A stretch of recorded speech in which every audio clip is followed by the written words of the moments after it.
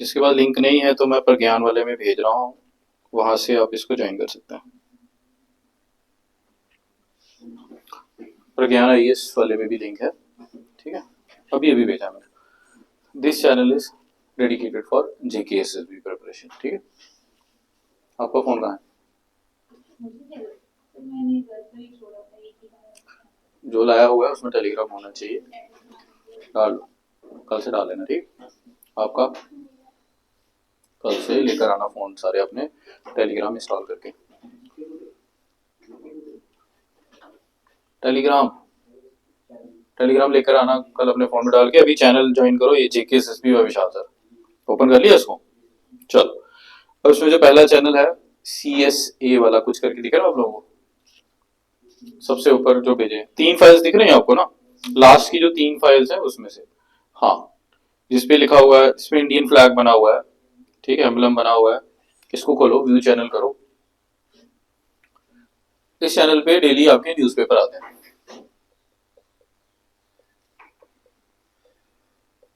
ठीक है। 2 न्यूज़पेपर है यहाँ पे, एक आपको XP करके दिख रहा होगा, XP दिल्ली, और एक UPSC दिल्ली।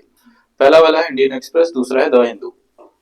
आप में से कोई एक अखबार आपने पढ़ना है, द हिंदू प्रेफरेबली, जिसपे ऊपर लिखा हुआ है ना UPSC दिल्ली, तो करो download. This is your the Hindu. वैसे जम्मू में जो द हिंदू है वो डेली नहीं मिलता है, एक दिन पुराना मिलता है, ठीक है। डेली मिल जाता है, थोड़ा लेट मिलता है, 10 बजे के अराउंड, क्योंकि दिल्ली से न्यूज़पेपर आता है। तो इसमें डेली मिल जाएगा आपको, मतलब जो आज का न्यूज़पेपर है वो आज का ही मिल जाएगा, ठीक। तो आप लोगों ने क्लास आने से पहले क्या करना है, ये न्यूज़पेपर डाउनलोड करके इसका फ्रंट पेज पढ़ के आना है, पहला पेज, ठीक है, मोटा मोटा, मैं नहीं बोल रहा हूँ कि एक लाइन, ठीक है। फ्रंट पेज थोड़ा थोड़ा देख कर आना है कि देश विदेश में चल क्या रहा है। अब इसमें देखो, इसमें 2-3 चीजें इंपॉर्टेंट है। अब इसमें कुछ पॉलिटिकल न्यूज भी होती है, वो हमारे काम की नहीं है, कि आम आदमी पार्टी वाले ने किसी पे आरोप लगाया, बीजेपी ने किसी वाले को कुछ बोला, जैसे कॉर्नर में दिख रहा है, आप BJP spar over rejection of Republic day tableau. Tableau क्या होती है? झांकी, झांकी बना रहे होंगे, झांकी पे भी मसला चल रहा है, रिपब्लिक डे आने वाला है, झांकी चलती है वहां पे परेड में, तो ये हमारे काम का फिलहाल नहीं है। लास्ट फ्रंट पेज पे देखो, पेगासस स्पाईवेयर की बात की जा रही है, ठीक है। पेगासस क्या है? पेगासस ये एक वायरस है, ठीक है। ये एक वायरस है जो कि क्या करता है, फोन्स में इंफॉर्मेशन चोरी कर लेता है। और इसको जो ऑर्गेनाइजेशन बनाती है उसका नाम है NSO, और इजराइल की है, एक प्राइवेट ऑर्गेनाइजेशन है NSO फ्रॉम इजराइल, जो कि क्या करती है, जिसने इसको मैन्युफैक्चर किया हुआ है, और अब ये सेल करती है इसको टू गवर्नमेंट्स। आप नहीं खरीद सकते, सिर्फ कौन खरीद सकती है? सरकार खरीद सकती है। 2017 में हमारी इंटेलिजेंस ब्यूरो ने इसको परचेज किया हुआ है, जो कि हमें इसके रिकॉर्ड से मिला। कोई भी कंपनी होती है, जब वो कोई अपना आइटम सेल करती है तो उसको नोट डाउन करती है, तो वहां से हमें पता चला है कि इंडियन इंटेलिजेंस ब्यूरो ने 2017 में पेगासस खरीदा हुआ है, ठीक है। इंडिविजुअल को ही नहीं मिल सकता। अब हुआ क्या कि एप्पल ने कुछ दिन पहले एक नोटिफिकेशन इश्यू करी, जिसके फोन में पेगासस इंस्टॉल्ड था, उसमें बड़े सारे जर्नलिस्ट थे। ये जो न्यूज आई है, ये एक जर्नलिस्ट थे जो कि द वायर के हैं, शायद द वायर का ही है, हाँ, दी वायर के जो एडिटर हैं, ठीक है, इनका नाम भी लिखा हुआ है यहाँ पे, सिद्धार्थ।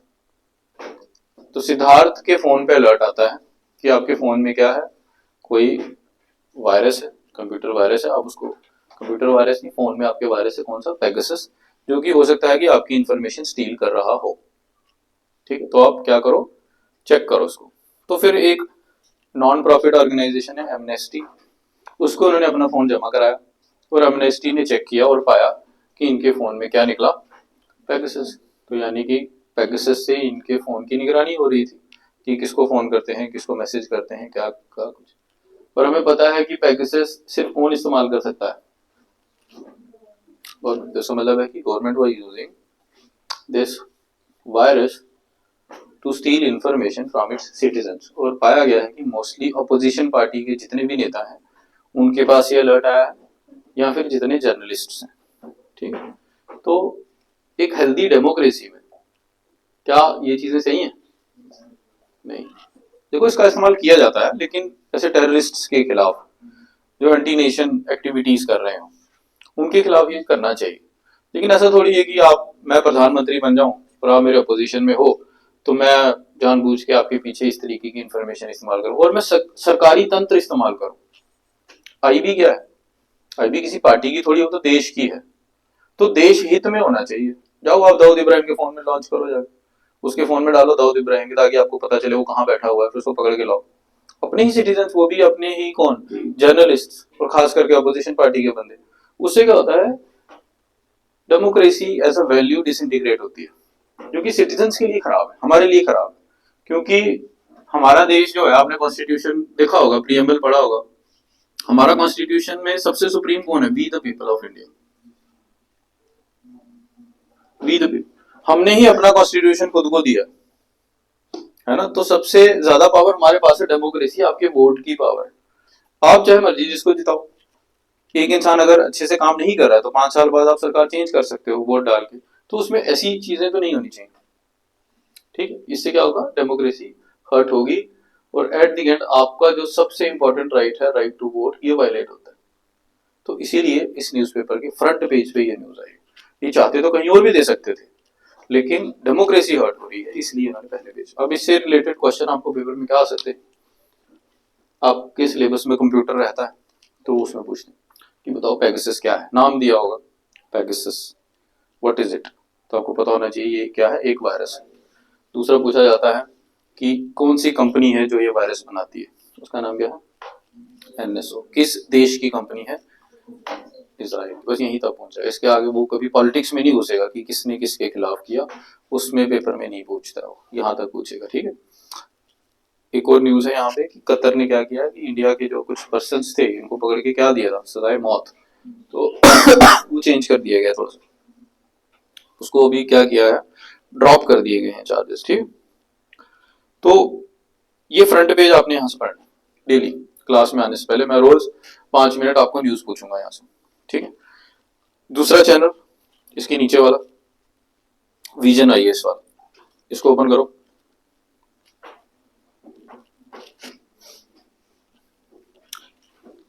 किया? थोड़ा सा ऊपर आ जाओ,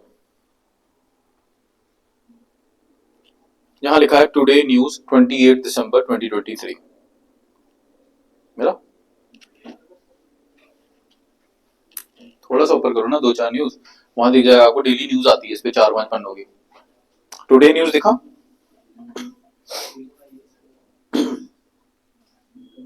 दिखा? टुडे, ये वाला पन्ना दिखेगा आप लोगों को, ये वाला। ठीक है, ये कल की न्यूज है, आज 29 है। हाँ, कई बार ना ये इस पे टेलीग्राम पे लेट अपडेट करते हैं, तो इसके नीचे लिंक भी है जहां लिखा है click on the below link to download, दिया है। तो आप वहां से भी जाके इसको पूरे को एज अ पीडीएफ डाउनलोड करके पढ़ सकते हो। ठीक है, या साइट से आपको डेली का भी मिल सकता है। जैसे अगर आप साइट पे जाओ तो अभी 28 का ही आया, 29 का भी आया ही नहीं है, आज का नहीं है, आज का हो सकता है शाम तक आ जाए, तो कल का आया होगा। जो पहली वाली न्यूज है वो है ओवरऑल आपको दुनिया का पता होना चाहिए कि है क्या। इसमें आपको क्या पता चलेगा कि एक्चुअल में पेपर से रिलेटेड कौन सी न्यूज। ठीक है, जैसे ये फ्रंट पेज है, स्टार्टिंग में जो न्यूज़ेस हैं these are more relevant for KS और यूपीएससी एग्जाम। आपने इतना इंडेप्थ नहीं जाना है इसमें, लेकिन इसी में लास्ट में देखो, लास्ट का पन्ना जो है जिसमें से पॉइंट्स में न्यूज दी है, जहां लिखा है ना also in news, third page से छोटी छोटी दी हुई है। सबसे पहले दिया है समर्थ प्रोग्राम, फिर आगे दिख रहा है migration and mobility agreement, then smart India hackathon, ammonia, Huntington disease, Antarctic circumpolar current, lantana camara, copra. दिख रहा है आपको जो मैं बोल लास्ट के पेजेस में? ये है वन लाइनर जैसे, ये आपको जेकेएसएस में इंपॉर्टेंट होंगे। ये सारी चीजें कहीं ना कहीं न्यूज में होंगी और किसी न किसी पेपर में आई होंगी। अभी हमने जो पेपर उठा के देखा वो था द हिंदू, उसका हमने सिर्फ फ्रंट पेज देखा। उस पेज को अगर आप पूरा पढ़ोगे हो सकता है कहीं पे इनसे रिलेटेड न्यूज हो। उसके अलावा कोई और न्यूज पेपर है, जैसे आपका इंडियन एक्सप्रेस हो गया, ठीक है। इंडियन एक्सप्रेस और द हिंदू दो स्टैंडर्ड पेपर हैं जो आपको पढ़नी चाहिए, दोनों में से कोई एक।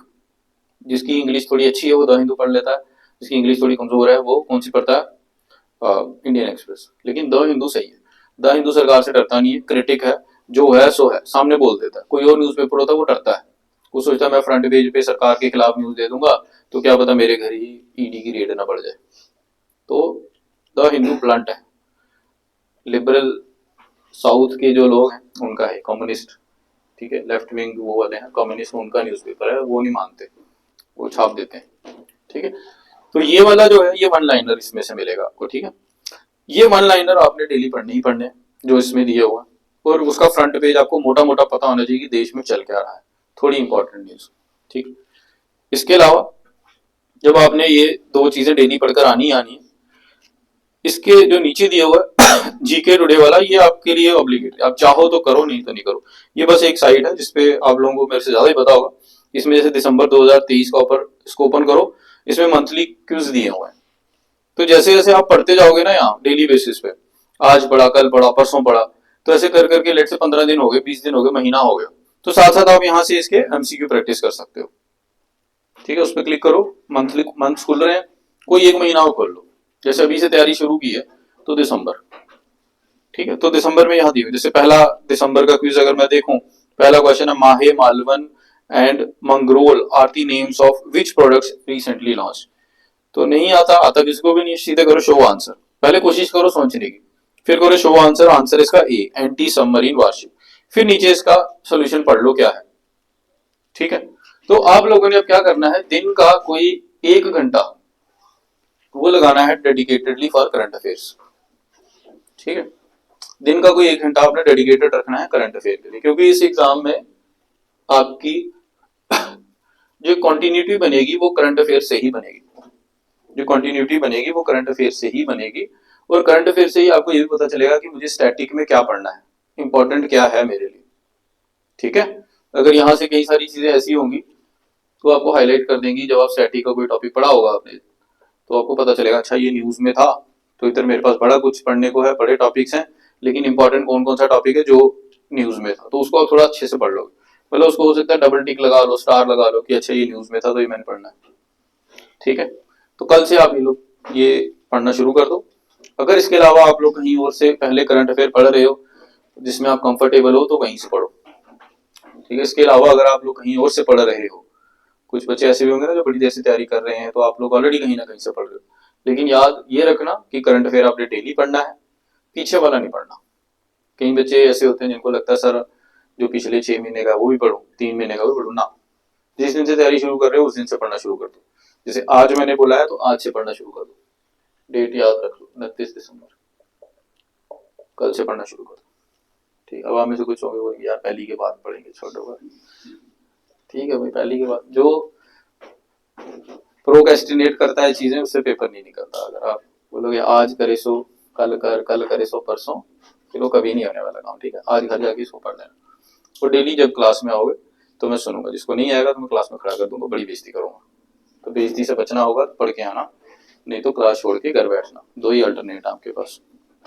चलो, इसमें कोई डाउट है जो बताया? इसके अलावा अगर आप कहीं और से पढ़ रहे हो तो उसी को पढ़ो। अगर आप लोग पहले से कहीं और से पढ़ रहे हो और आपको अच्छा लगता है उसी को कंटिन्यू करो, ठीक है। और अगर आपको अभी भी ये समझ नहीं आती इंग्लिश में, किसी को कमजोरी है, नहीं समझ आती इंग्लिश, तो आप वीडियो देख सकते हो। यूट्यूब पे बड़े सारे ऐसे चैनल्स हैं जो क्या करते हैं, डेली सुबह सारे न्यूज़पेपर पढ़ाते हैं। देखो याद ये रखना कि न्यूज़पेपर का एनालिसिस पढ़ना, कुछ होंगे जो ऐसे वन लाइनर आपको न्यूज बताएंगे, वो मत पढ़ना, क्योंकि वो हो जाता है रट्टा। ये जो एग्जाम्स हैं, बड़े बड़े एग्जाम्स हैं आजकल, तो जेकेएसएसबी का एग्जाम मुश्किल हो गया बहुत ज्यादा, रट्टा नहीं लगाया जा सकता। कोई आपको वन लाइन में उठा के बता दे रहा है ये पढ़ लो, वो रट्टा नहीं लग पड़ेगा। ऐसे थोड़ा रिलेट करके स्टोरी करके बताएगा तो वो ठीक है, वो होता है न्यूज़पेपर रीडिंग से ही। अब चलो हो सकता है स्टार्टिंग में आपको रीडिंग में मुश्किल आए, तो क्या क्या देख लो, वीडियो।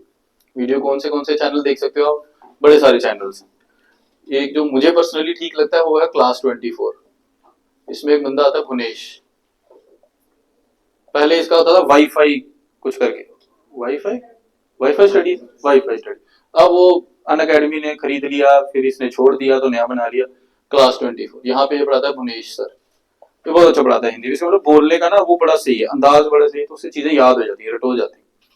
तो स्टार्टिंग के 15 मिनट तो ये पता नहीं क्या क्या कराता रहता है, सीधे 15 मिनट आगे चले जाना, मॉरल ऑफ द डे बताता है, वहां से देखना स्टार्ट कर देना, फिर एंड तक इसको देख लेना, चाहे 2x पे लगा के सुन लो, जल्दी जल्दी। जिस बच्चे को पढ़ने में रीडिंग में मुश्किल आती है वो उसका अल्टरनेट ये है, लेकिन ये आपने ज्यादा देर नहीं करना, ये 10-15 दिन करना जब तक थोड़ा फ्लो बने, फिर वापस किस पे आ जाना, इसी पे जो मैंने चीजें बताई, क्योंकि ये बाद में आप 5 मिनट में खत्म कर दिया करोगे, वीडियो कभी भी 5 मिनट में खत्म नहीं होगी, और वीडियो वाला भी इन्हीं सोर्स से पढ़ा रहा होगा, तो आप सीधे वही सोर्स पढ़ लेना, आपका काम आसान हो जाएगा, आपका टाइम बचेगा। वीडियो के लिए हो सकता है आपको 40 मिनट लगाने पड़े, ये हो सकता है कि विद प्रैक्टिस आप बाद में 5 मिनट में खत्म कर लिया करो, ठीक है, लेकिन छोड़ना नहीं इसको जब तक सिलेक्शन नहीं होती।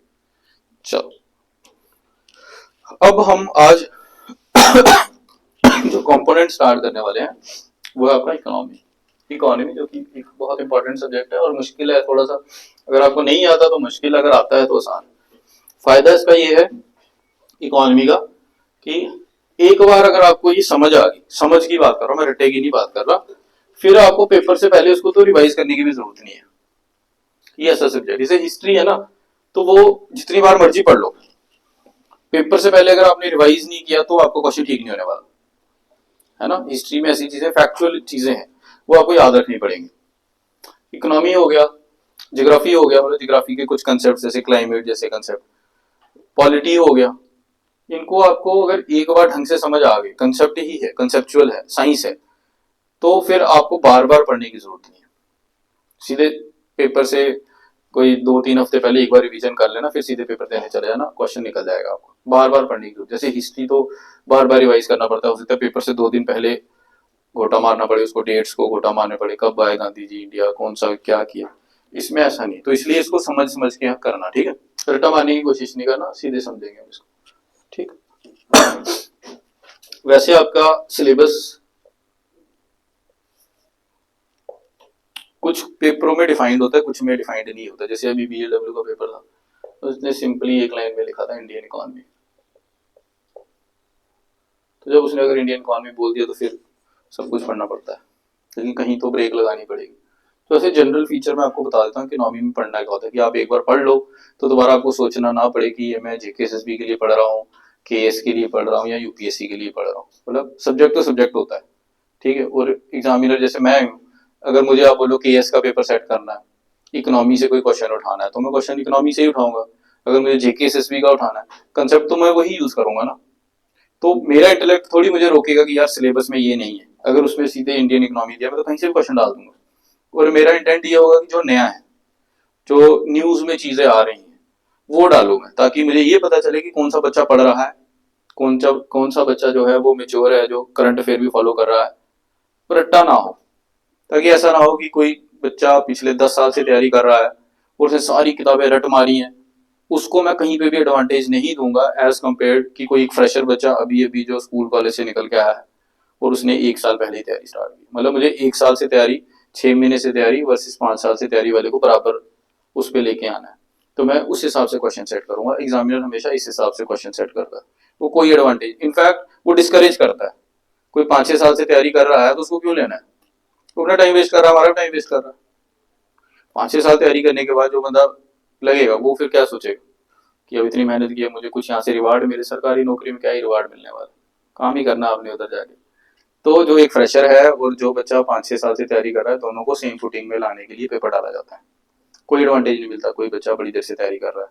तो आपने ये, मैं आपको कोई मोटिवेट या डिमोटिवेट नहीं कर रहा हूँ, आपको मैं एक वे आउट दे रहा हूँ कि आपने किस तरीके से अपनी तैयारी करनी है, करंट अफेयर को यूटिलाइज करना है अपने पेपर के लिए।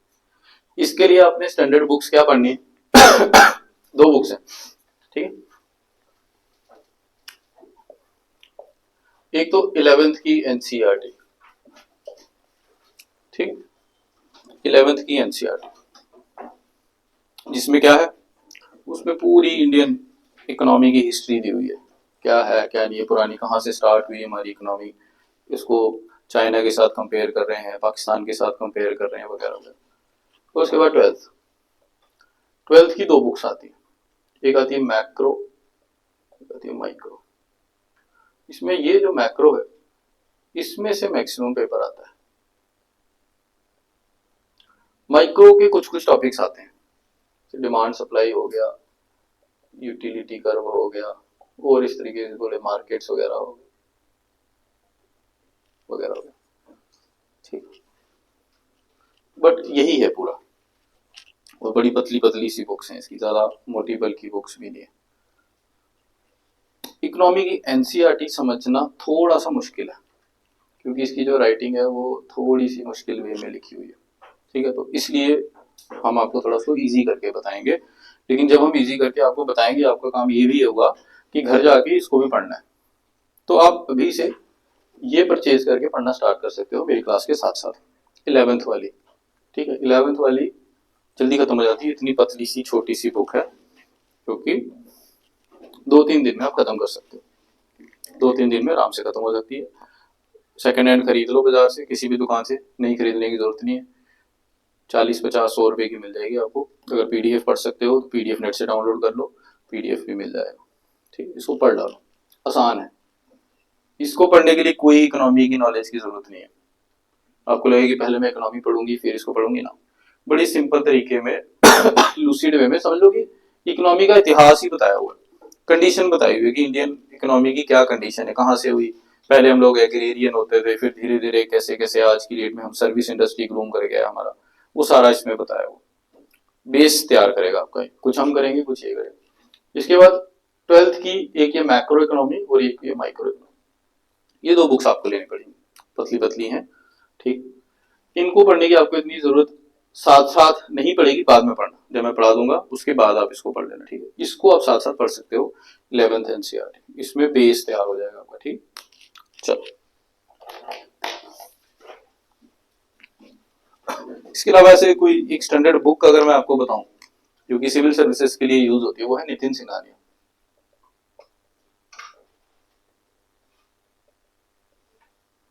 अगर कोई बच्चा चाहता है कि इसको पढ़ के कल को थोड़ा और वैल्यू ऐड करके केएस का प्रीलिम्स या केएस लेवल का पढ़े, तो आपने एक स्टैंडर्ड बुक इसकी कौन सी लेनी है, नितिन सिंघानिया, ठीक। पहले रमेश सिंह होती थी, तो लेकिन अभी नितिन सिंघानिया खुद आईएएस है। इसकी पहले मशहूरी हुई आर्ट एंड कल्चर से, इसके आर्ट एंड कल्चर के नोट्स थे, hand written notes art and culture के, बड़े सही। फिर उसको इन्होंने बुक में तब्दील किया, और बुक इनकी अच्छी चली आर्ट एंड कल्चर की। अभी इन्होंने और मल्टीपल बुक्स निकाल दी हुई हैं, जिसमें से एक जो भी अच्छी चल रही है वो कौन सी है, economy, Indian economy bye Nitin Singhania. थोड़ी बल्कि है, लेकिन सब कुछ मिल जाएगा आपको। जैसे मान लो कल को कोई टॉपिक आपको समझ नहीं आ रहा, तो एनसीईआरटी में तो ढूंढना पड़ता है ना, इधर इंडेक्स में देख के आपको सीधे सीधे मिल जाएगा, सीधे वहां जाके आप इसको पढ़ सकते हो, नितिन सिंघानिया। चलो, ये हो गई बात सोर्सेस की।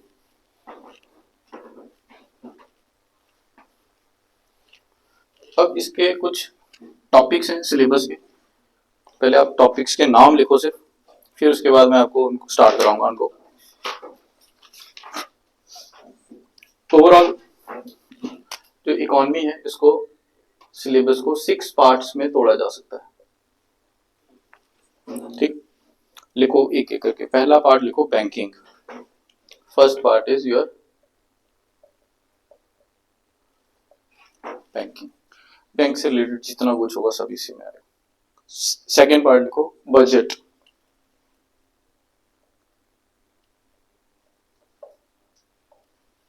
Third part write down international trade, इसको बैलेंस ऑफ पेमेंट भी बोलते हैं, international trade slash balance of payments. Next is sectors of economy,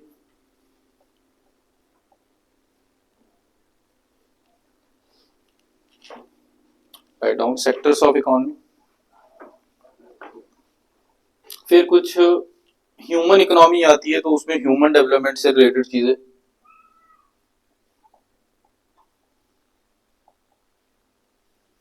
human development.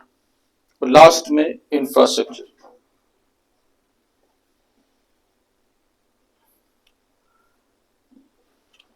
Last is your infrastructure, ठीक है। ये है 6 पार्ट्स जो हम सारे पढ़ेंगे थोड़े थोड़े करके।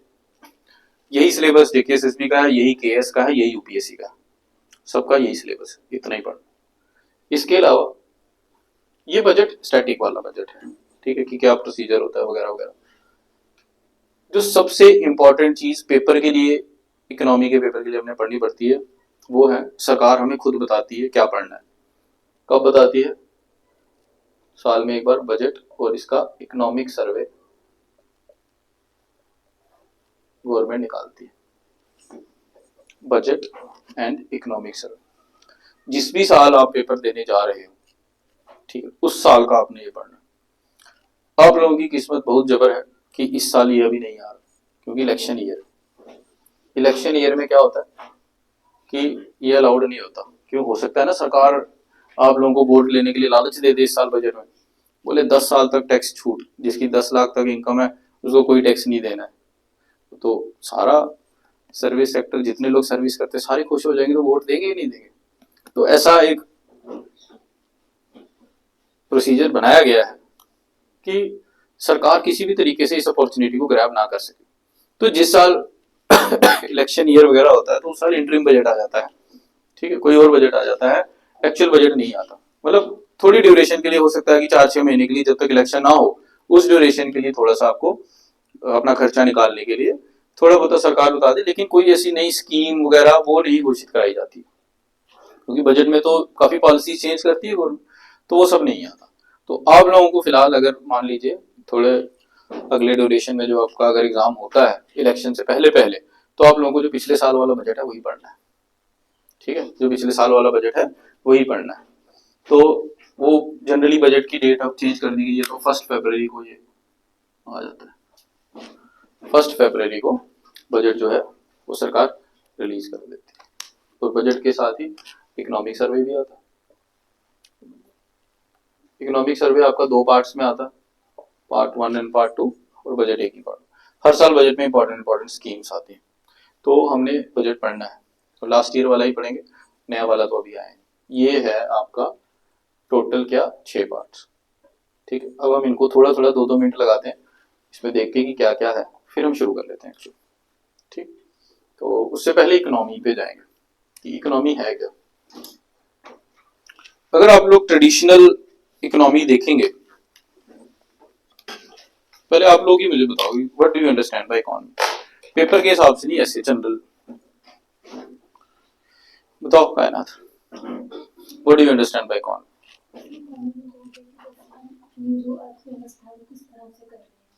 आप घर में कौन सी अर्थव्यवस्था चला रहे हो एज ए स्टूडेंट, आपकी लाइफ कैसे एसोसिएटेड है विद इकोनॉमी, ये बताओ। क्या आपकी कोई अर्थव्यवस्था है? लेमन टर्म्स में अपने लेवल पे बताओ, देश बहुत बड़ा है, वो हमें कहाँ समझ आएगा इतनी जल्दी, चलो बताओ।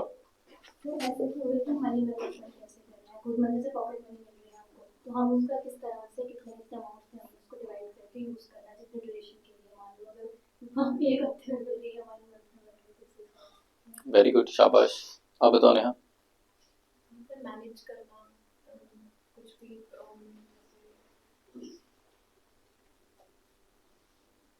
कुछ फेयर लगा लो, जैसे हमें कहीं जाना है उसको कैसे मैनेज करना है, कितना खर्च करना है, पूरा महीने का कैसे बजट चलाना है हमने अपना, पूरा उस हिसाब से, ठीक है, वेरी गुड। आप सुनाओ लास्ट में। सर लोग कह सकते हैं शॉर्ट की जो हमारे पास रिसोर्सेज हैं यूटिलाइज करना, वेरी गुड, यूटिलाइज करना रिसोर्सेज को, ठीक, बेसिकली रिसोर्स मैनेजमेंट। बताओ सर, रिसोर्सेज को कैसे सेव कर सकते हैं, कैसे यूटिलाइज कर सकते हैं, कैसे एक्सपेंड कर सकते हैं, वो बता दिया उन्होंने, और कुछ बताओ, एनीथिंग एल्स आप बताओ।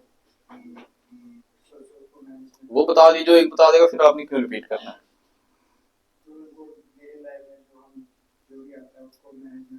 जो भी क्या आता है, कोई आपका दोस्त आता है उसको मैनेज करना, उसको इकोनॉमी में थोड़ी लिखेंगे, फिर क्या, अपने हिसाब से अपना मतलब बताओ, इन सब का मतलब छोड़ो।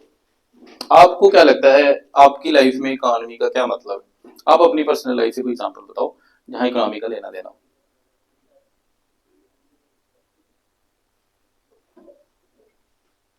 इतना क्या सोचना है यार, आप बताओ कुछ। कोई चीज खरीद रहे हैं हम देखें कितना एक्सपेंसिव हो रहा है, शाबाश, हमारी कितनी इनकम है उस हिसाब से हम जरूरत के हिसाब से खरीदेंगे, वेरी गुड। आप बताओ। सर जैसे अपनी डिमांड को फुलफिल करना, जैसे ठीक, डिमांड फुलफिल करना। आप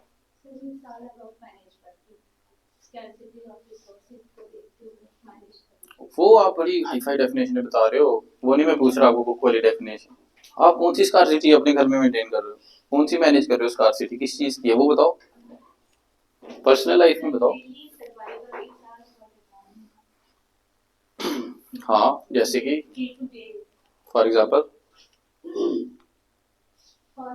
जैसे ही जब हम स्टेप आउट होते हैं निकलते हैं वहीं से शुरू हो जाता है। घर में नहीं होता, घर में भी होता है होगा। घर में भी होता है। घर में खाना खाते हो, खाना खरीद के लाते हो, आटा चावल सारा कुछ लाते हो, तो घर में पर्सनली अपने आप को वो तो घर वाला मैं तो नहीं खरीद रही ना, हम पर्सनली खा रहे हो, हाँ you are part of it. हाँ समझे। बेशक आप उसको प्रोड्यूस नहीं कर रहे हो, कंज्यूम तो कर रहे हो, यू आर अ कंज्यूमर, तो पार्ट तो हो। आप बताओ। मुझे इंग्लिश नहीं आती है, हिंदी में बोलना है। शाबाश। सर इकोनॉमी होती है जैसे हम मार्केट में प्रोडक्शन मैन्युफैक्चरिंग। आप कर रहे हो मैन्युफैक्चर मार्केट में कुछ, अपने लेवल से बताओ, फिर घर में क्या कर रहे हो आप जो भी कर रहे हो, जैसे स्टूडेंट हो, ठीक है, उस हिसाब से बताओ, अपने आसपास के हिसाब से बताओ।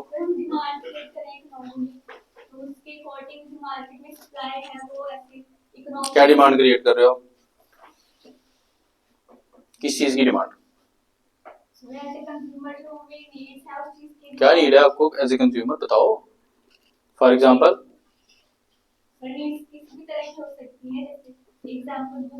शाबाश, तो ये बोलो ना, बुक्स कॉपीज बोलो, ठीक है। मार्केट में सप्लाई करता है उसको हम जो इंटरनेशनल होता है उसको हम इकोनॉमी कहते हैं कि वो कैसे ठीक है, वेरी गुड। आप हमारे पास जो पैसे हैं किस तरह से खर्च करने वो होता है हमारी इकोनॉमी। सर जैसे ये सोच सकते हैं जैसे मेरी फैमिली में मुझे पता है कि मुझे मंथली इतना इनकम आएगा, मैंने उसको डिवाइड करना है कि जो मुझे ट्यूशन की फीस है मुझे घर का कैसे वो सब संभालना है। आप बताओ। खर्चे को कैसे चलाना, एडजस्ट कैसे करना है, और अर्निंग मेंटेनेंस। एक मूवी आई थी गोविंदे की, आमदनी कठन्नी खर्चा रुपया, ठीक, अगर आपने वो फिल्म देखी है तो आपको देखी है, बस फिर आपको इकोनॉमी आनी चाहिए, क्योंकि उसमें यही सारा कुछ, ठीक। देखो हर लेवल पे इकोनॉमी रहती है। अगर हम ह्यूमन हिस्ट्री की बात करें, ठीक है, तो इंसान पहले तो कहाँ रहता था, जंगलों में, क्या खाता था, कच्चा मांस, और फूल फूल भी खाता होगा, ये जो फ्रूट्स होते हैं ये खाता होगा, फ्रूट्स तो हंट करके खाता होगा या गैदर करके खाता होगा, ठीक है। तो ये इंसान की सबसे पुरानी इकोनॉमी है, सबसे ओल्डेस्ट, जिसमें उसको खुद क्या करना पड़ता था, शिकार, और इस टाइम पे उसकी पूरी लाइफ ही इसी के अराउंड रिवॉल्व करती थी, क्योंकि खाना नहीं मिला तो खत्म, जहां जहां शिकार जाएगा वहां वहां इंसान जाएगा, ठीक है। कोई किसी का रोल नहीं है, कोई डिमांड नहीं, कोई सप्लाई नहीं, कोई मार्केट नहीं, कोई कुछ नहीं, खुद उसको खाना है, ठीक है, और नहीं मिला तो खत्म। फिर धीरे धीरे ये वाली इकोनॉमिक ऑर्गेनाइजेशन ये चेंज हो गई विद एवोल्यूशन ऑफ ह्यूमंस, और फिर यहाँ पे इंट्रोड्यूस हुई next economic organisation, that was your pastoralism. Pastoral क्या होते हैं, चरवाहे हो गए, कैटल रख लिया आपने, कैटल चराना स्टार्ट कर दी, यहां से यहां ट्रांजिशन, और थोड़ा सा हम यहां से आगे चले आएंगे तो अब धीरे धीरे लोगों ने क्या, खेती बाड़ी स्टार्ट करी, प्रिमिटिव एग्रीकल्चर, जो कि इनिशियली की गई थी shifting agriculture, shifting agriculture, horticulture वगैरह वगैरह।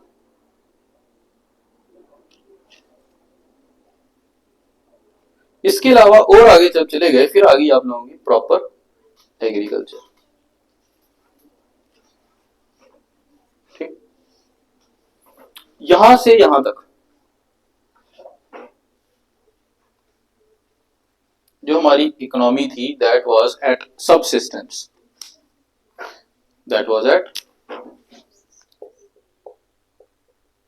What is subsistence? Hand to mouth, बचाने के लिए कुछ नहीं, hand to mouth, hand to mouth मतलब जो कमाया वो खाया। आप सोच लो आज के टाइम पीरियड में भी बड़े सारे ऐसे लोग होते हैं। इंडिया का हंगर इंडेक्स तो आप लोगों को पता ही है, काफी पुअर है।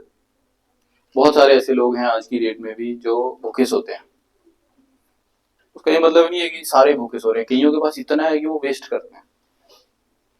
एक्चुअल में अगर डेटा निकाला जाए पूरे देश का, कि अगर एक साइड रख दिया जाए कि जिनको नहीं मिल रहा, और दूसरी साइड निकाल दिया जाए कि जिसकी प्लेट में बड़ा कुछ है और वो खा बहुत कम रहा है और बाकी फेंक रहा है, तो जो फेंक रहा है अगर उसको फुलफिल करा जाए, बांट दिया जाए सब में, तो बड़ा सारा फिर भी बच जाएगा।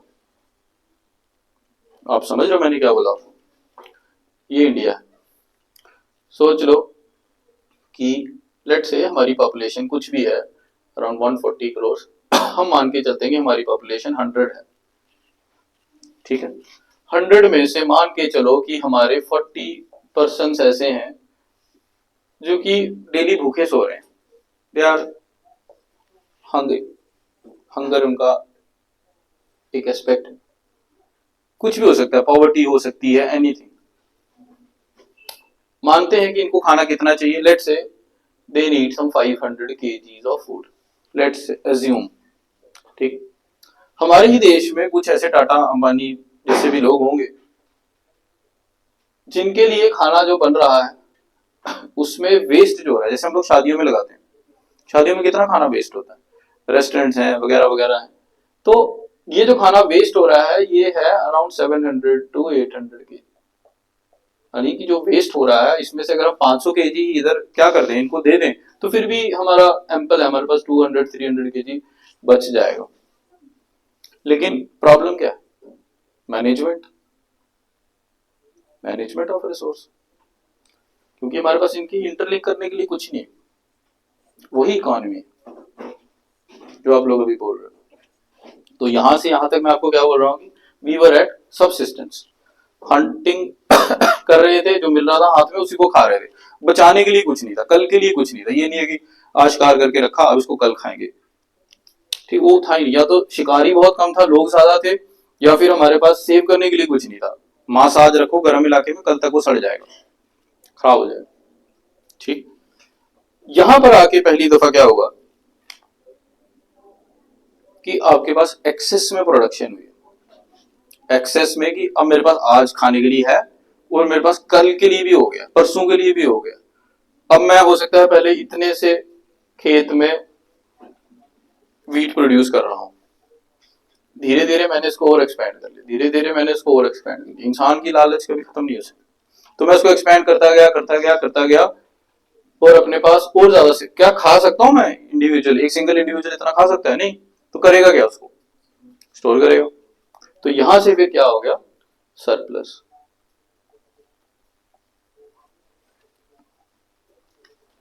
ठीक, यहां से historically human transited from subsistence to surplus. तो हम यहां से छलांग मार के इधर आ गए, हमें बहुत है हमारे पास। अब क्या आपको लगता है कोई इशू आएगा?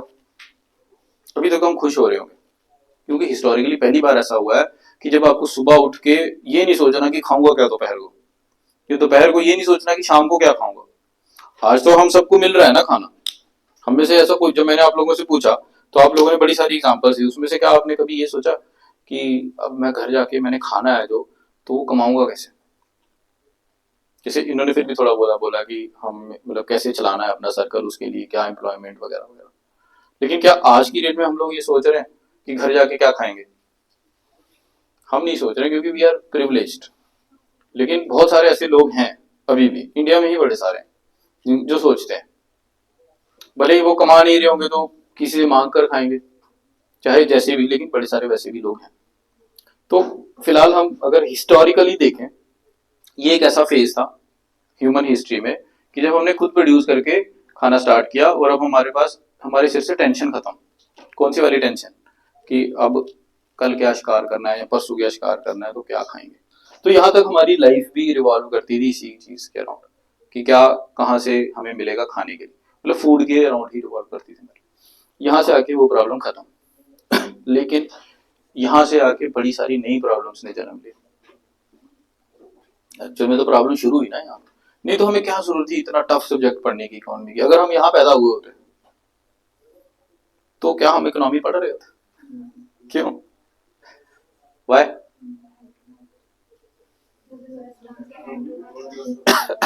कोई पंगा ही नहीं था रिसोर्स।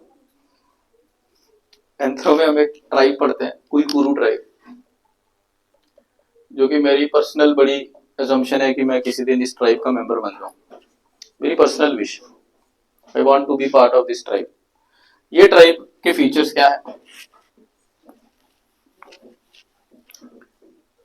ये लोग दिन में सिर्फ 3.5 घंटे काम करते हैं पूरे दिन में, जिसमें 2.5 घंटे ये अपने एग्रीकल्चर फील्ड में काम करते हैं और 1 घंटे ये फिशिंग करते हैं, और बाकी टाइम ये अपने दोस्तों के साथ स्पेंड करते हैं प्लस फैमिली। तो बाकी टाइम ये मस्ती मारते हैं। सिर्फ दिन में कितने घंटे काम करते हैं? 3.5 घंटे। 2.5 घंटे खेत में काम कर लेंगे तो खेत से इनको क्या मिल जाएगा? जो भी आटा चावल उधर से मिल जाएगा। और 1 घंटे में क्या करेंगे? फिशिंग, मछली पकड़ेंगे। 1 घंटे में इतनी तो मछली पकड़ लेंगे कि उस दिन खा लेंगे। ठीक, तो इससे अच्छी मौज कहां? बाकी टाइम क्या करते हैं? खेलते हैं, कूदते हैं, दोस्तों के साथ, अपनी फैमिली के साथ मस्ती मारते हैं।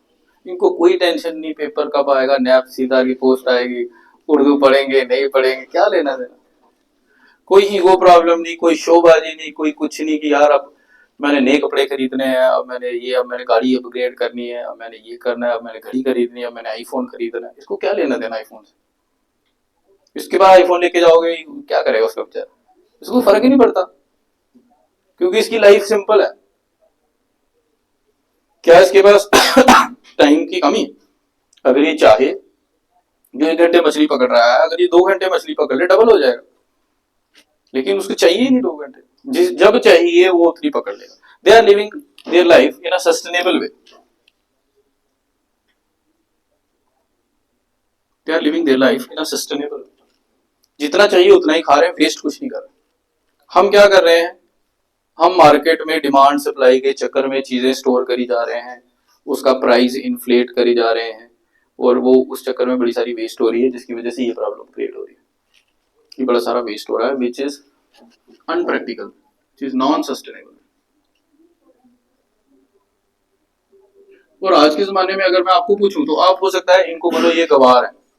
अगर आप इनके बीच में जाओ, आप बोलोगे ये इलिटरेट लोग हैं, ये ट्राइबल्स हैं, ये पीवीटीजी हैं, पर्टिकुलरली वल्नरेबल ग्रुप्स, जनजाति। कोई जनजाति बोलेगा, कोई आदि मानव बोलेगा, कोई कुछ बोलेगा। लेकिन प्लैनेट के हिसाब से अगर देखो, they are much better than we people. ये अपनी लाइफ बड़ी आराम से जी रहे हैं। और सबसे ये वाला पार्ट तो हमने देखा ही नहीं। हम पैसे के पीछे भाग रहे होते हैं, सारा दिन काम करते रहते हैं, ना हम इनसे मिल पाते हैं, ना इनसे मिल पाते हैं। ये तो छोड़ ही दो। तो इंसान कमा किस लिए रहा है? इसी पर्पस के लिए, उनको पहले ही पता है, तो वो उस हिसाब से सस्टेनेबल वे में जी रहे हैं। लेकिन हम तो इतने प्रिविलेज नहीं है ना कि हमें ये अडॉप्ट कर लें इतनी आसानी से। तो हम तो यहाँ कहीं फंसे हुए। एग्रीकल्चर के आने से प्रॉब्लम क्या स्टार्ट हुई? सरप्लस की। सरप्लस का यानी कि अब हमारे पास ज्यादा क्या हो गया? सरप्लस है। और दूसरा याद रखो कि जब हम इकोनॉमी की बात करते हैं तो वहां सिर्फ कैश इकोनॉमी की बात नहीं हो रही है, ये भी पैसा है। लेकिन जब हम इकोनॉमी में रिसोर्स की बात कर रहे हैं तो पैसा भी हो सकता है और काइंड भी हो सकती है। काइंड यानी कि घर। आप लोगों ने देखा होगा पुराने जमाने में बार्टर सिस्टम होता था, देखा?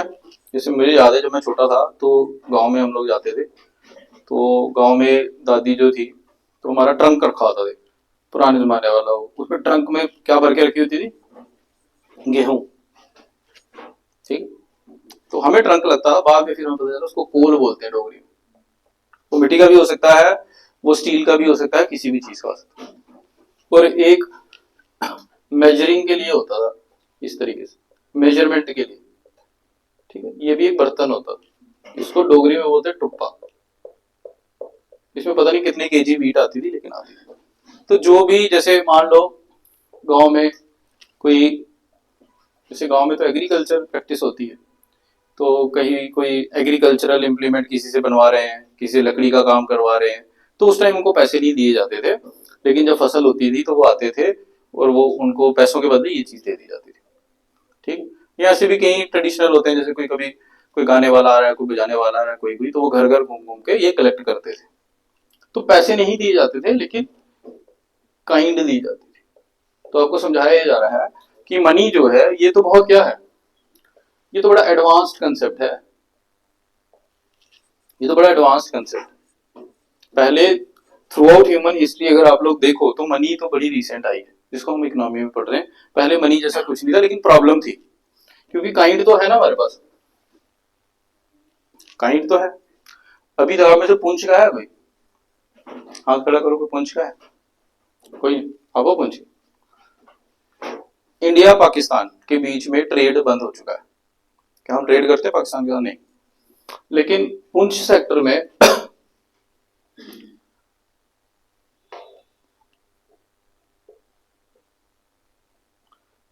ये वाला जो इलाका है, ये है पीओके। एक्चुअल में हमारे मैप में हम इंडिया से दिखाते हैं, लेकिन ये सारा पाकिस्तान के पास है। पीओके इधर है पुंछ। हम बोलते थे हम पाकिस्तान से ट्रेड नहीं करते हैं, लेकिन पीओके हम क्लेम करते हैं। तो हमारा पीओके के साथ ट्रेड चलता था वाया पुंछ अभी तक। ये जब अभी श्रीनगर में अटैक हुआ है, उसके बाद जो पुलवामा अटैक हुआ, उसके बाद हमने ये बंद किया। उसके पहले ही चला, जब हम बोल रहे थे कि पाकिस्तान से ट्रेड नहीं कर रहे हैं, ये ट्रेड चलता था, क्योंकि ये तो पाकिस्तान के साथ नहीं है, ये पीओके के साथ है, और पीओके तो हमारा है। तो उस बिना पे ये ट्रेड चलता था। लेकिन अभी पुलवामा के बाद ये भी बंद करे, तो जो पुंछ इलाके की रही सही थोड़ी इकोनॉमी थी, वो भी बंद हो चुकी। तो इसमें पैसा नहीं ट्रांसफर किया जाता था, बार्टर। यहाँ हमारे यहाँ से जाते थे टमाटर, और उनके यहाँ से आते थे शुआरे, डेट्स आप लोग इसको बोलते हैं। जो रेट सोच लो, अब हमारे यहाँ आपको जाना दुकान पे, आपको मैं बोलूं 1 किलो दूंगा, क्या लोगे, टमाटर या शुआरे?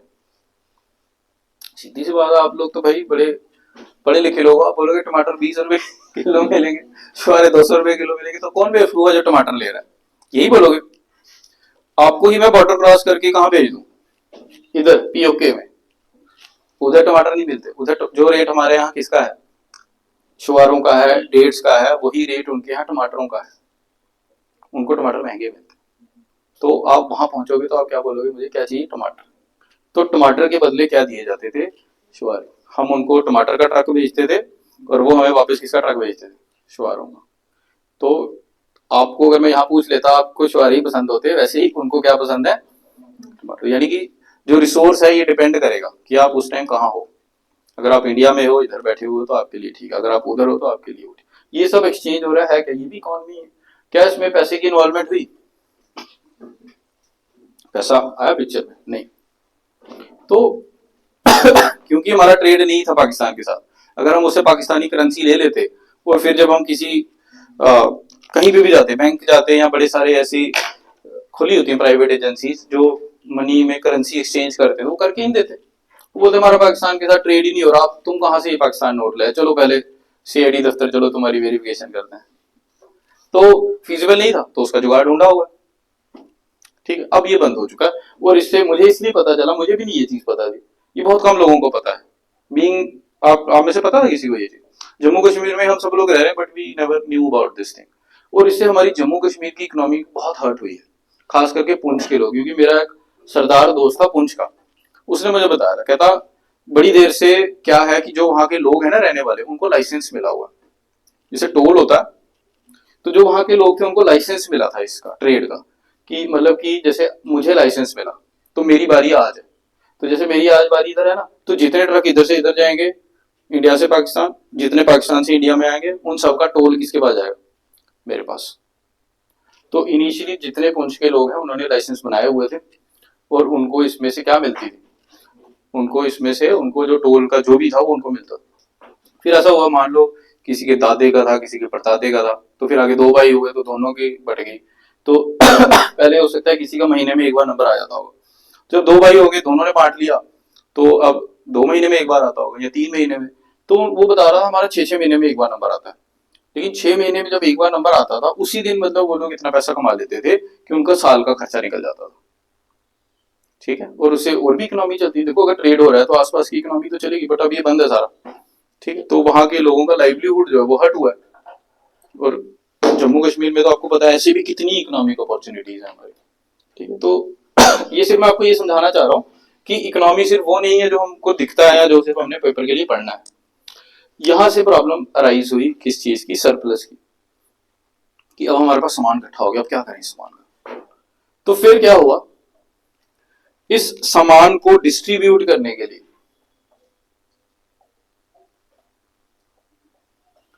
और ज्यादा कॉम्प्लेक्स मैकेनिज्म्स बने, कॉम्प्लेक्स मैकेनिज्म। तो हुआ क्या, अब जैसे मैं हूं, मान लो मेरा खेत है और मैंने अपने खेत में कुछ भी पैदा किया, वीट पैदा की, और मेरे पास 100 बोरियां आ गई वीट की। ठीक है, और 100 बोरियां खुद तो खा नहीं पाऊंगा, करूंगा क्या उसको, या एक्सचेंज करूंगा किसी के साथ, काम करवा लूंगा, किसी को एक बोरी दी, बोला चलो काम कर लो, या कुछ कर लिया। लेकिन फिर भी जो मेरे पास बचेगा तो मैं उसको शेयर करूंगा, उसको मैं क्या करूंगा, शेयर। तो मैं शेयर किससे करूंगा, जो मेरा दोस्त होगा उससे शेयर करूंगा, जो मेरी बात नहीं मानेगा उसको दूंगा, उसको नहीं दूंगा। तो फिर क्या हुआ, यहां से एक नई इंस्टीट्यूशन ने एक नई इंस्टीट्यूशन डेवलप हुई, जिससे आज की डेट में आप जिसको कास्ट सिस्टम बोलते हो या वर्ण सिस्टम बोलते हो वगैरह, सोसाइटी में उसको बोला जाता है स्ट्रैटिफिकेशन। कि ये जो सरप्लस आई तो इसको बोला जाता है theory of surplus. Theory of surplus दो साइंटिस्ट थे, मार्शल सहलेन और एक और था। उन्होंने बोला कि जिसने जिसको दी, जिसका जो दोस्त था उसने उसको दी, तो जो उसके अपने हो सकता अपने रिश्तेदारों को दी हो, है ना, अपने सगे संबंधियों को दी हो। तो जिसके पास ज्यादा आई वो इस हायरार्की में ऊपर हो गया, जिसके पास थोड़ी कम आई वो इस हायरार्की में नीचे हो गया, जिसके पास और कम आई और जिसके पास और कम आई वो सबसे नीचे। तो इस बेसिस पे भी क्या हुआ, सोसाइटी में क्या हुआ, स्ट्रैटिफिकेशन। बाद में चाहे इसका आप कास्ट में इंट्रोड्यूस कर लो, चाहे वर्ण में, वर्ण सिस्टम होता है ना, ब्राह्मण, क्षत्रिय, वैश्य, शूद्र, चाहे आप जाति सिस्टम बना लो। इसमें से जाति मतलब ब्राह्मण के अंदर भी बड़ी सारी जातियां होती हैं, ठीक, इनके अंदर क्षत्रिय के अंदर भी बड़ी सारी जातियां होती हैं, मल्टीपल जाति। तो ये कास्ट सिस्टम का भी ओरिजिन यही था। तो देखो सब कुछ किससे लिंक्ड है, आपकी इकोनॉमी से। ठीक, फिर धीरे धीरे धीरे आगे करते करते ये इवॉल्व हो गई, और एग्रीकल्चर के आगे जो नेक्स्ट स्टेज आई देखो अभी तक यहां तक क्या इंसान को सोचने का मौका मिल रहा था, उसका दिमाग सारा दिन किस पे था, खाने पे, कि मुझे खाना गया है। यहां आके अब क्या हो गया उसके पास, तो खाने वाला सिस्टम खत्म। अब हो सकता है उसका दिमाग जब फ्री बैठ रहा है तो कुछ और करने लग पड़ा। वो हो सकता है घर में बैठ के आर्ट पे काम करने लग पड़ा, म्यूजिक बना रहा है, पेंटिंग बना रहा है, कुछ भी कर रहा है, स्कल्पचर बना रहा है, एनी सकता है ये आर्किटेक्चर बना रहा है, हो सकता है ये पॉट बनाना सीख लिया उसने, घड़े बनाना सीख लिया, पॉटरी बन गई। इसी पॉटरी को आप क्या इस्तेमाल कर सकते हो, ग्रेन स्टोरेज के लिए यूज कर सकते हो। तो फिर मैंने यहां से इसको पॉट दिया होगा, इसने बदले में मुझे क्या दे दिया होगा, एक बोरी राइस। वो हो गया बार्टर सिस्टम का शुरुआत। तो इंडिया में आप पढ़ोगे इकोनॉमी में तो नहीं पढ़ोगे, ऐसा आपने छोटी क्लासों में पढ़ा होगा। ट्रेडिशनल इंडियन सोसाइटी में एक सिस्टम है जिसको बोला जाता है जजमानी सिस्टम।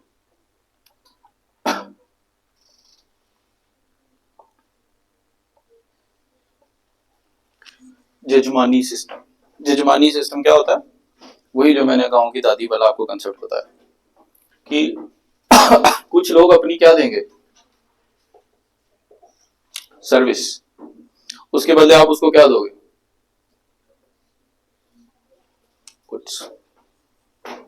ठीक है, जैसे गांव में पेड़ काटते हैं कुल्हाड़ी से, तराटी से, किसी भी, या सिक्कल से, और सिक्कल खराब होगी, ठीक करानी है, लोहार के पास जाओगे तो लोहार उसको ठीक करके देगा। लोहार ने आपको क्या दी, सर्विस, पैसे दिए नहीं आपने उसको। जब सीजन आएगा आपके खेत में से क्या होगी, वीट निकलेगी, वो आपके घर आएगा, आप उसके बदले उसको क्या दे दोगे, गुड्स। सर्विस के बदले गुड्स। सर्विस और गुड्स दो एस्पेक्ट हैं। सर्विस क्या है, गुड्स क्या है, ये विजिबल आइटम्स होती हैं। सर्विस क्या है, इनविजिबल आइटम।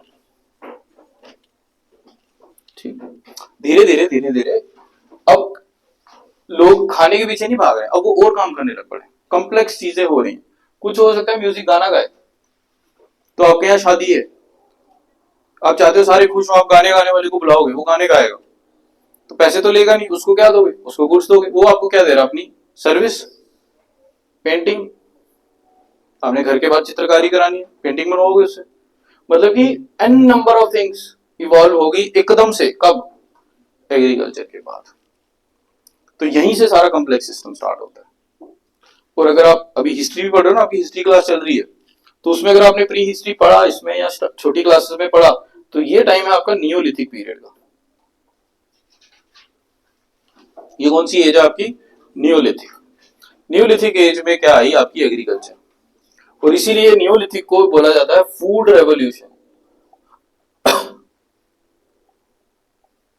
इसीलिए नियोलिथिक को क्या बोला जाता है, फूड रेवोल्यूशन। फूड रेवोल्यूशन का क्या मतलब है, 3.25 हो गए। फूड रेवोल्यूशन का मतलब कि इससे पहले हमें खाने के लिए सारा दिन भागना पड़ता था, अब बैठे बैठे हमारे पास खाना है आगे का भी। और जब एक बार फूड रेवोल्यूशन आ गया, इसके बाद अब हमने बाकी सेकेंडरी एक्टिविटीज में काम करना स्टार्ट कर दिया, और उन्हीं को मैनेज कर रहे हैं एक दूसरे के साथ। अपनी कोई सर्विस दे रहा है, उसके बदले कोई गुड्स दे रहा है। ये जो एक कॉम्प्लेक्स सिस्टम बन गया, इसी के मैनेजमेंट को क्या बोलते हैं हम लोग, इकोनॉमी।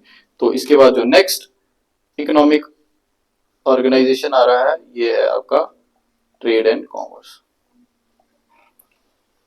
जिसमें इंट्रोडक्शन होती है किसकी, जिसमें इंट्रोडक्शन होता है आपका मार्केट, जिसमें इंट्रोड्यूस होता है मार्केट, जो कि कॉम्प्लेक्स सिस्टम है। और फिर यहां भी इतना कॉम्प्लेक्स सिस्टम आ गया कि अब हमें इसकी पढ़ाई करनी पड़ती है।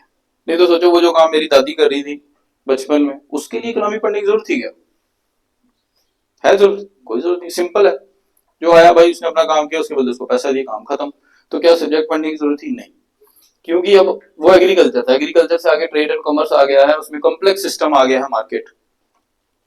इसलिए अब ये कॉम्प्लेक्स सिस्टम को पढ़ने के लिए क्या बनाएगी, इकोनॉमी, इसकी अंडरस्टैंडिंग के लिए। और जो इकोनॉमी है, ये आपके दो वर्ड से बना हुआ है, इको प्लस नॉमी।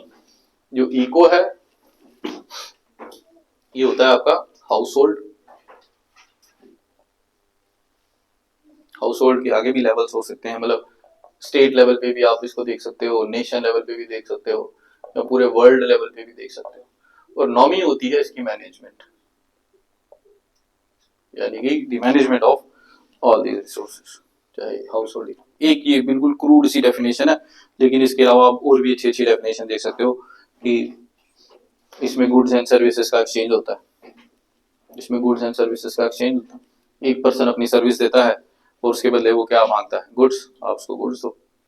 और भी हो सकता है, आप इसको ऐसे ही बोल सकते हो कि it's a network, it's a network which involves कौन कौन, एक जो गुड प्रोड्यूस कर रहा है, ठीक है, दूसरा जो गुड खरीद रहा है, और बीच में बड़े सारे इंटरमीडियरीज, मार्केट सिस्टम वगैरह वगैरह। तो कल हम इसकी डेफिनेशंस पे आएंगे, ठीक है। आज हमने बेसिक ओवरव्यू देखा, आपको बताया कि इसके कितने पार्ट्स हैं। ये जो हमने पार्ट देखे, एक एक करके हम कल इसको और एक्सप्लोर करेंगे कि बैंकिंग में क्या क्या पढ़ना है, बजट में क्या क्या पढ़ना है, international trade, balance of payment crisis. Balance of payment crisis में इंडिया एक बार फंस चुका है 1991 में, जिसके बदले इंडिया को पनिशमेंट मिली, और कई बार पनिशमेंट भी डिस्गाइज में अच्छा काम कर देती है। तो इसके बाद आपके रिफॉर्म्स आए, एलपीजी, जिसकी बदौलत आज की डेट में हम लोग क्या कर रहे हैं, पूरे वर्ल्ड के साथ हमारी इकोनॉमी लिंक हो चुकी है, प्राइवेटाइजेशन हुई, जॉब्स मिल रहे हैं आप लोगों को। ऐसी सेक्टर्स ऑफ इकोनॉमी पढ़ेंगे, प्राइमरी, सेकेंडरी, टर्शरी, ये तक ये प्राइमरी था, ठीक है। ऐसे अब आगे आ जाएंगे ट्रेड एंड कॉमर्स में, यहाँ पे आपका सेकेंडरी प्लस टर्शरी होगा। सेकेंडरी में आपकी मैन्युफैक्चरिंग आ जाएगी, टर्शरी में आपकी सर्विसेज आ जाएगी। अभी की डेट में सर्विसेज सबसे आगे चल रही है इंडिया में, जो हमें रिटर्न दे रही है। ज्यादा पॉपुलेशन हमारी ये है, एग्रेरियन है, लेकिन ये अपने रिटर्न में इतनी ज्यादा हमें क्या नहीं देता, इतना पैसा देता नहीं है। हमें ज्यादा पैसा मिल रहा है किससे, टर्शरी से। सेकेंडरी हमारी कमजोर है, मैन्युफैक्चरिंग, और सबसे ज्यादा पैसा हमें यही कमा के दे सकता है, क्योंकि डायरेक्ट एग्रीकल्चर में मान लो इतनी पढ़ाई लिखाई की जरूरत थी नहीं, इसमें टर्शरी में बहुत ज्यादा पढ़ाई लिखाई की जरूरत है। तो मैक्सिमम हमारी पॉपुलेशन इसके बीच की है, और बीच वालों को कहाँ हमने एडजस्ट करना था, सेकेंडरी में, मैन्युफैक्चरिंग में। लेकिन उसके लिए पैसा चाहिए था, इन्वेस्टमेंट चाहिए थी, स्किल्स चाहिए थे, जो हमने ढंग से इम्पार्ट किए नहीं, जिसकी वजह से अब हम प्रॉब्लम फेस कर रहे हैं। ठीक है, आप लोगों ने पढ़ा होगा कहीं ना कहीं डेमोग्राफिक डिविडेंड। इंडिया में देखो, हर देश की लाइफ में ये एक बार आता है, once in a lifetime opportunity, demographic dividend. ये क्या रहता है कि उस देश में वर्किंग एज पॉपुलेशन कितनी है, ठीक है, कितने ऐसे हाथ हैं जो काम कर सकते हैं। तो इस वक्त हमारा वो विंडो चल रहा है, टाइम पीरियड, कि जिसमें आप जैसे नौजवान सबसे ज्यादा हैं जो काम कर सकते हैं।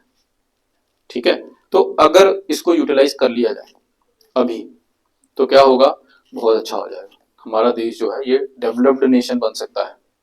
लेकिन अगर इसको क्या नहीं किया, कुछ भी नहीं किया, आप लोग ऐसे ही इधर उधर सारा दिन व्हाट्सएप चलाते रहे, सारा दिन इंस्टाग्राम की रीलें देखते रहे, उसके ऊपर लड़ते रहेंगे, बंदा सिंह बहादुर जी सरदार थे या राजपूत थे, और उसी पे एक दूसरे को लड़ाइयाँ कर रहे हो, तो क्या निकल के आएगा, कुछ नहीं निकल के आएगा। फिर ये डेमोग्राफिक जो डिविडेंड है ये कन्वर्ट हो जाएगा इनटू डेमोग्राफिक डिजास्टर, क्योंकि बूढ़ा होना है ना हमने एक दिन। तो जब हम बूढ़े होंगे तो तब कोई कोई जवान होगा, कोई ना कोई जवान भी तो होगा, हमारे बच्चे उस टाइम जवान होंगे, तो बूढ़े ज्यादा हो जाएंगे। समझ लो कि अगर पूरे देश में 100 लोग हैं तो 70 लोग बूढ़े होंगे और 30 लोग जवान होंगे। वो उस टाइम नौकरी कर रहे होंगे, तो आपको मतलब 70 बूढ़ों को कितने लोग पालेंगे, 30 लोग, उनके ऊपर कितना बर्डन आएगा, बर्डन तो आएगा ना। तो उससे अगर बचना है तो डेमोग्राफिक डिविडेंड को भी रीप करना पड़ेगा, उसके लिए जॉब्स क्रिएट करनी पड़ेंगी, स्किल्स देने पड़ेंगे, और इकोनॉमी में ये जो चीजें हैं ये उसको कैटर करती है। ह्यूमन डेवलपमेंट नेक्स्ट वाला है, इसी में वो चीज पड़ी जाती है, इसमें एम्प्लॉयमेंट वगैरह आप लोग पढ़ते हो। और लास्ट में आता है इंफ्रास्ट्रक्चर, कि जॉब्स क्रिएट करने का सबसे अच्छा तरीका इंफ्रास्ट्रक्चर। ठीक है, अब इसमें होता है कि सरकार कई बार करती है, कई बार प्राइवेट करती है। There are different models which we are going to study. ठीक, कल से हम इसको कंटिन्यू करेंगे। आज के लिए कल छुट्टी आ गई, सैटरडे संडे को क्लास नहीं होगी, मंडे टू